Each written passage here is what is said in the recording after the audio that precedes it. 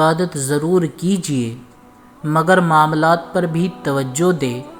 کعبے کے چکر لگانے سے لوگوں کو دیے ہوئے چکر معاف نہیں ہوتے۔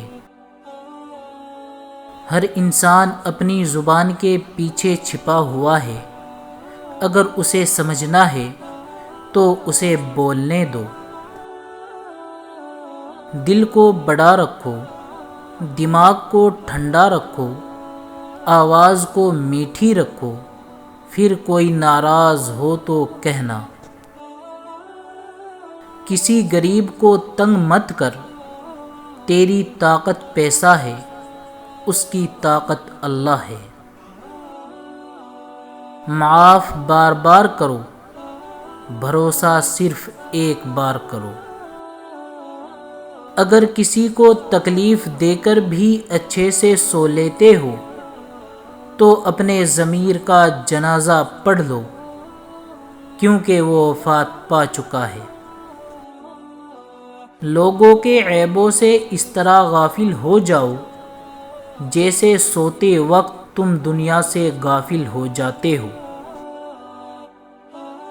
اس شخص کو دوست مت بناؤ جو کسی محفل میں آپ کو شرمندہ کرے، چاہے وہ مذاق میں ہی کیوں نہ ہو۔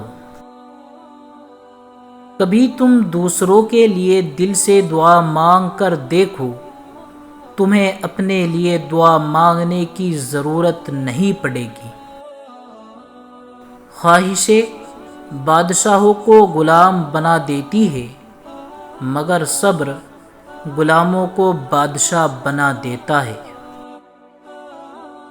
عقل کے ذریعے خواہش نفسانی کا مقابلہ کرو۔ معاف کرنا سب سے زیادہ اسے زیب دیتا ہے جو سزا دینے پر قادر ہو۔ 3 چیزیں ایمان کو تباہ کر دیتی ہے۔ نمبر 1، امیروں کی محفل۔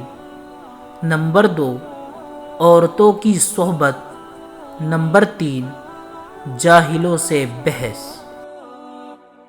جس آدمی میں علم نہیں وہ آدمی نہیں جانور ہے، اور جس گھر میں کوئی علم والا نہیں وہ گھر نہیں جانوروں کا ڈربہ ہے، اور جس ملک میں علم کا رواج نہیں وہ ملک نہیں حیوانات کا جنگل ہے۔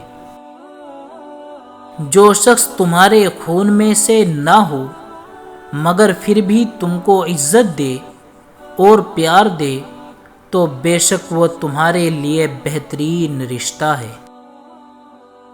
جب موت کا وقت آ جاتا ہے تو طبیب بیوقوف بن جاتا ہے، دوا اپنا نفع پہنچانے میں گمراہ ہو جاتی ہے، روغن بادام خشکی پیدا کر دیتا ہے، شفا کے سارے اسباب موت کا سبب بن جاتے ہیں۔ باتوں کی مٹھاس اندر کا بھید نہیں کھولتی۔ مور کو دیکھ کر کون کہتا ہوگا کہ یہ سانپ کھاتا ہوگا۔ ٹوٹا ہوا دل خدا کی توجہ کھینچتا ہے، خوش نصیب ہے وہ روح جو خدا کے لیے روتی ہے۔ علامہ اقبال نے بہت ہی خوب کہا ہے، عقل ہے تیرے سپر، عشق ہے شمشیر تیری، میرے درویش خلافت ہے جہانگیر تیری، ما سوی اللہ کے لیے آگ ہے تکبیر تیری، تو مسلمان ہو تو تقدیر ہے تدبیر تیری۔